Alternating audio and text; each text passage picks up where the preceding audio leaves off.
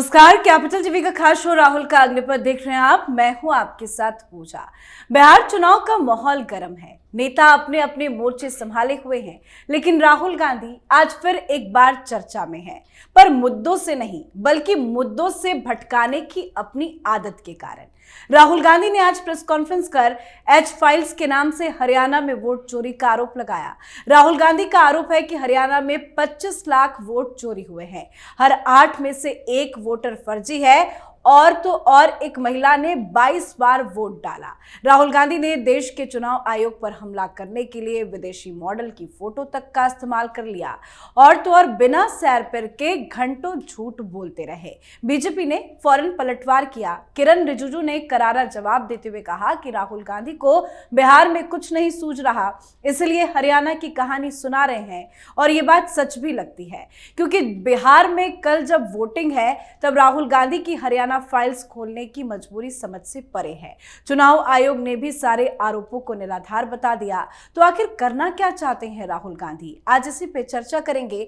मेरे साथ स्टूडियो में मौजूद हैं कैपिटल टीवी के एग्जीक्यूटिव एडिटर राजीव जी। सर, आपका बहुत बहुत स्वागत। धन्यवाद। सर, कल बिहार में वोटिंग होनी है, लेकिन राहुल गांधी हरियाणा का क्यों जिक्र कर रहे हैं? क्यों आखिर उन्होंने आज ही प्रेस कॉन्फ्रेंस किया? क्योंकि उन्हें पता है कि बिहार में वोटिंग का परिणाम क्या आएगा। जिस तरीके की कांग्रेस के अंदर चल रही है और जिस कारण से कांग्रेस हरियाणा में चुनाव हारी, वो एक छोटा सा कारण तो बिहार के अंदर भी है। बिहार के अंदर भी कांग्रेस के अंदर अंतर्कलह की स्थिति रही शुरुआती दौर से। जब चुनाव की प्रक्रिया शुरू हुई थी, जब राहुल गांधी वोट अधिकार यात्रा निकाले थे, उस समय भी कांग्रेस के नेता मंच के शेयर करने के लिए, राहुल गांधी के साथ बैठने के लिए झगड़ा कर रहे थे। जिस दिन पहली बार वोटर अधिकार यात्रा में लालू प्रसाद गए, उस दिन भी कन्हैया कुमार इन दोनों के पैरों के नीचे बैठे थे और लालू प्रसाद की एंट्री के साथ वह स्टेज से भागकर नीचे उतर गए। उसी के बाद पप्पू यादव की बेइज्जती, पप्पू यादव अपनी बेइज्जती का क्या बदला नहीं लेंगे? ये वोटिंग से एक दिन पहले पप्पू यादव कह रहे हैं कि भाई दुर्भाग्य तो है कि जिनके खिलाफ हमने चुनाव लड़ा उसी का प्रचार करना पड़ रहा है, और प्रचार कर रहे हैं, लेकिन ये प्रचार ऊपर ऊपर तौर पर है, क्योंकि ये यादव नेता बनने के लिए जो संघर्ष चल रहा है तेजस्वी यादव और पप्पू यादव में, पप्पू यादव तो ये नहीं चाहेंगे कि पूर्णिया अररिया में इन दो जगहों पर राजद का कोई कैंडिडेट जीत कर आए। अंदर खाने से तो मैसेजिंग चली गई है कि उनके समर्थक राजद को वोट नहीं कर रहे, चाहे भारतीय जनता पार्टी को, जदयू को वोट कर दें। जैसे पप्पू यादव के चुनाव में तेजस्वी ने कहा था कि नहीं, पप्पू यादव के बदले भाजपा को वोट कर दो, ठीक है, लेकिन इनको वोट मत करना, क्योंकि दोनों में यादव के बड़े नेता बनने के लिए संघर्ष चल रहा है। तो अंतरकलह जैसे बिहार में चल रहा है, जैसे ग्राउंड रिपोर्ट आ रही है कि देखो भाई तुम्हारी सीटें ही कहां है, 61 सीटों पर चुनाव लड़ रहे हो, 61 सीटों में से 9 सीट पर फ्रेंडली फाइट चल रही है। और ये फ्रेंडली फाइट का मतलब होता है चुनाव तुम हार रहे हो उन चीजों पर। उन सीटों पर न तो यादव तुम्हें वोट देंगे, न मुस्लिम वोट देंगे। सवर्ण वोटर पहले से तुमसे नाराज हैं, ओबीसी ईबीसी में तुम्हारा पैठ नहीं है, और दलित महादलित तो पहले से ही ये नीतीश कुमार के साथ है। इसके अलावा 23-24 सीटें ऐसी है कांग्रेस के पास जिसके लिए बड़ा हंगामा कर रहे थे सीट शेयरिंग में। बार बार इन्होंने एक सवाल उठाया कि पिछली बार 70 सीटें तो मिली, लेकिन 70 सीटों में 40 सीटें ऐसी थी जहां पर कभी चुनाव ही नहीं जीत पाई है कांग्रेस या महागठबंधन। वैसे ही इस बार भी 23 से 25 सीटें हैं जहां कभी भी पिछले 20 सालों से महागठबंधन चुनाव नहीं जीत पाई है। तो इनकी सीटें बची कितनी? यही 32-35 सीटें बची, जिसमें से 20 सीटें ऐसी है जहां पर फ्लिप फ्लॉप की स्थिति रही है। 3 बार में 1 बार कभी महागठबंधन के नेता चुनाव जीत पाए। तो अभी जो रिपोर्ट वहां से है कि 10 से 15 सीटों के बीच अगर कांग्रेस का आंकड़ा रह गया तो कांग्रेस को जश्न मनाना चाहिए, क्योंकि दुर्भाग्य है ये 10 से 15 सीटों के बीच भी इस बार नहीं आ सकता। आपकी स्थिति ऐसी हो गई है, जिन क्षेत्रों में पहले चरण की वोटिंग की होनी है उन क्षेत्रों के 2 बड़े नेता, कई पार्टियां जितने हैं कांग्रेस के अंदर, राजद के अंदर, और मुकेश सहनी जैसे नेता, ये अभी कुछ दिन देखिए, इंतजार कीजिए, पहले चरण की वोटिंग खत्म होगी, मुकेश सहनी का काम खत्म हो जाएगा।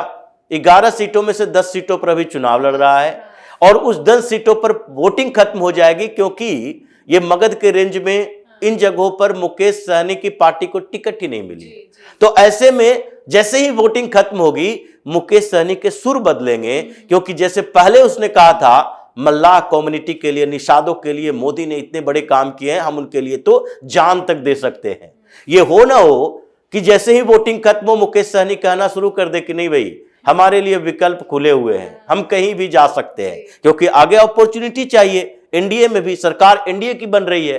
तो ये राहुल गांधी को लग गया कि ये जो बेइज्जती वाली हार होगी उसका आधार क्या तलाश करें, तो ये हरियाणा की तरफ चले गए। हरियाणा में बोल रहे 25 लाख वोट की चोरी हुई है।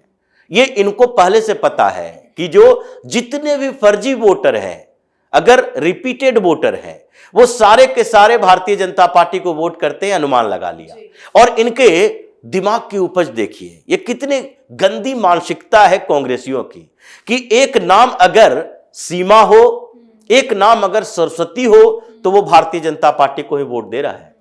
वो लड़की अगर सीमा के नाम से है, सरस्वती के नाम से है, तो वो तो कांग्रेस को वोट दे ही नहीं सकती, ये इनका अनुमान है। अगर कोई सनातन के पक्ष में बात कर रहा है, वो कांग्रेस को वोट नहीं दे सकता।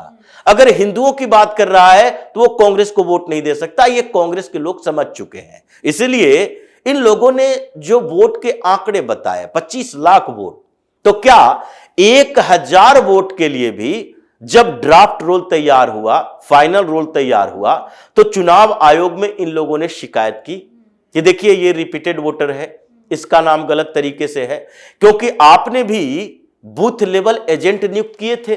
20,000 बूथ थे और 20,000 एजेंट कांग्रेस ने नियुक्त किए थे हरियाणा के अंदर। लेकिन एक एजेंट जो बूथ लेवल एजेंट होता है, वो उसी गांव का है, तो क्या वोटर लिस्ट में नाम देखते हुए से पता नहीं चलता कि ये नाम तो इस गांव का है ही नहीं? उस समय आपको क्या लग रहा था कि आपने जो फर्जी वोट जुड़वाए हैं, वो वोट तो आप ही को जाएगा। और यही आधार है। अगर फर्जी वोट नहीं हुआ होता हरियाणा में, ये कांग्रेस ने फर्जीवाड़ा नहीं किया होता, तो ये मार्जिन इतना कम नहीं होता। ये जो 40% के आसपास वोट भारतीय जनता पार्टी को और 38-39% वोट कांग्रेस को मिली है, ये 39% वोट कांग्रेस के उस परिस्थिति में मिली जबकि कांग्रेस के नेता कांग्रेस के नेताओं को हरा रहे थे। ये भूल गए कुमारी शैलजा को, सुरजेवाला को, रेणुका चौधरी को, किरण चौधरी को, राव इंद्रजीत को। ये भूल गए कि इन लोगों ने भूपेंद्र हुड्डा के खिलाफ मोर्चा खोल रखा था। कुमारी शैलजा अपनी सभाओं में केवल उसी जगह पर गई जहां उसके समर्थक कैंडिडेट थे, और ये दलित वोटर को उन्होंने ये कह दिया कि नहीं नहीं, आप अपने अनुसार वोट करो, ये जाटों के वर्चस्व वाली राजनीति में वोट ना करो। ये जो इंटरनल फाइट चल रही थी हरियाणा के अंदर, वो इनके हार का बड़ा कारण है। और ये कांग्रेस भी जानती है, राहुल गांधी भी जानते हैं। अगर आपको लगता है कि वोट चोरी के आधार पर भारतीय जनता पार्टी ने हरियाणा का चुनाव जीत लिया है, तो इतने दिनों से पनिश क्यों कर रहे थे भूपेंद्र सिंह हुड्डा को? नेता प्रतिपक्ष क्यों नहीं बनाया? भूपेंद्र सिंह हुड्डा के लिए आपके दरवाजे बंद क्यों हो गए थे? और उसके बाद जब नेता प्रतिपक्ष बनाया, तो उसके बाद भी कांग्रेस के अंदर हंगामा क्यों हुआ? और जब इतना हंगामा बढ़ गया, तो आपको अनुशासन समिति क्यों बनानी पड़ी? 5-5 सदस्य क्यों रखने पड़े, जिसमें हुड्डा के भी लोग हैं, 2-2 लोग, शैलजा के भी 2 लोग हैं, और ये सुरजेवाला के भी 2 लोग हैं। तो ये जो स्थितियां अभी भी हरियाणा में चल रही है, ये अंदर से कांग्रेसी भी मानता है, राहुल गांधी भी जानते हैं कि ये चुनाव हारे हैं अपने कुकर्मों के कारण। अंदर के ये अंदर खाने से जो धोखेबाजी चल रही है उसके कारण, राहुल गांधी के लीडरशिप के कारण, प्रियंका वाड्रा के चुनाव से दूर रखने के कारण, ये सारी कवायदें जो इन लोगों ने की, वो चुनाव को जीतते हुए चुनाव को हरवा दिया। और उसके बाद अब आरोप लगा रहे हो, तो ये चुनाव आयोग या भारतीय जनता पार्टी तो अपनी जगह पर बात कर रही है, लेकिन अभी हरियाणा सरकार का एक्शन प्लान बाकी है। ये सैनी इंतजार कर रहे हैं। अभी खबर आई है कि वकीलों से बातचीत चल रही है कि इस मामले में राहुल गांधी के ऊपर क्या क्या एक्शन लिया जा सकता है। और इसी बात को लेकर अब राहुल गांधी फंसे हैं कि ये वोट चोरी का आरोप हमने पहले जो लगाया और हरियाणा में जो लगा रहे हैं, इन दोनों में कितना अंतर है। भारतीय जनता पार्टी के एक मुख्यमंत्री के बारे में जो हमने कहा कि वोट चोरी के आधार पर मुख्यमंत्री बना है, वो कोर्ट में जाने को तैयार है, और परेशानी कांग्रेस की और भी बढ़ने वाली है, क्योंकि अभी हरियाणा में ये वोट चोरी का आरोप लगा रहा है। और संपत्ति जो पूर्व मंत्री रहा है कांग्रेस का, वो पार्टी छोड़कर चला गया और अब ये कह रहे हैं कि हम तो उसको निकालने वाले थे, वो भारतीय जनता पार्टी में जा रहा है। कई विधायक हरियाणा के अंदर कांग्रेस से नाराज चल रहे हैं और हुड्डा तो इस फिराक में है कि कब हुड्डा कांग्रेस बन जाए। तो ऐसी स्थितियां हरियाणा के अंदर है कि ये वोट चोरी का आरोप भाजपा पे लगाए हैं। बदला दो तरीके से लिया जाएगा, एक बदला राहुल गांधी पर केस है और दूसरा बदला हरियाणा में कांग्रेस का टूटना है। अभी 15 से 20 कांग्रेस के विधायक ऐसे हैं जो पलटने के लिए तैयार बैठे हैं और अभी 2 दिनों में परिणाम सामने आएगा कि हरियाणा में कांग्रेस की क्या दुर्दशा होती है। बिल्कुल सर, बहुत बहुत धन्यवाद सर। धन्यवाद। तो राहुल गांधी की आज की प्रेस कॉन्फ्रेंस ने फिर साबित कर दिया कि जब भी देश में कोई गंभीर मुद्दा उठाने की जरूरत होती है, राहुल गांधी वो मुद्दा छोड़कर बेमतलब की दिशा में दौड़ पड़ते हैं। वो बार बार लोकतंत्र बचाओ का नारा लगाते हैं, लेकिन असल में लोकतंत्र को ही भ्रमित करने में लगे रहते हैं। देश के युवाओं को गुमराह करने में माहिर राहुल गांधी ने फिर वही किया है। आरोपों का अंबार पर सबूत जीरो, पर झूठे आरोपों पर इस बार राहुल गांधी बुरे फंसते नजर आ रहे हैं। तो आपकी क्या कुछ राय है, आप भी कमेंट करके लिखिएगा। देखते रहिए कैपिटल टीवी। नमस्कार।